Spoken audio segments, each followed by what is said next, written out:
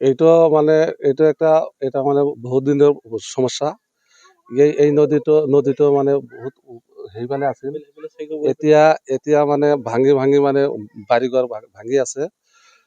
আপোনালোকৰ চেনেলৰ জৰিয়তে আমাৰ গৌৰীপুৰ সমষ্টিৰ বিধায়ক মহোদয়ক অনুৰোধ জনাওঁ, অতি সোনকালে দয়া কৰি মহোদয়ে যাতে এই ইয়াত মানে জিঅ' বেগৰ প্ৰডাকশ্যনৰ কামটো কৰি দিয়ে যেন, এইখিনি আমাৰ মানে ৰাইজৰ দাবী।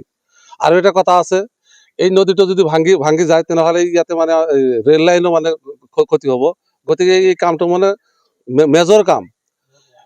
আপোনালোকৰ চেনেলৰ জৰিয়তে গৌৰীপুৰ মহোদয়ৰ ওচৰত আমি অনুৰোধ কৰিছোঁ, ৰাইজে মানে অতি সোনকালে এই নদীৰ গৰাখহনীয়াটো প্ৰতিৰোধ কৰিব লাগে। এইটো টিপকাই নদী হয়। এইটো হৈছে দেৱতা ৰায়পুৰ পাৰ্ট 1 আলামন জিপি।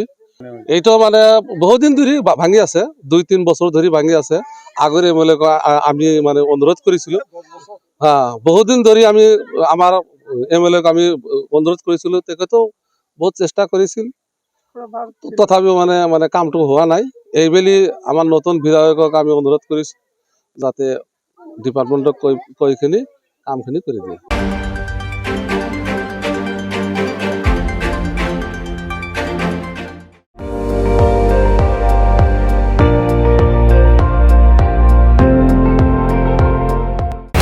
আপুনি চাই আছে ND24, সৰ্বশ্ৰেষ্ঠ নহয় সৰ্বোত্তমৰ দৌৰত।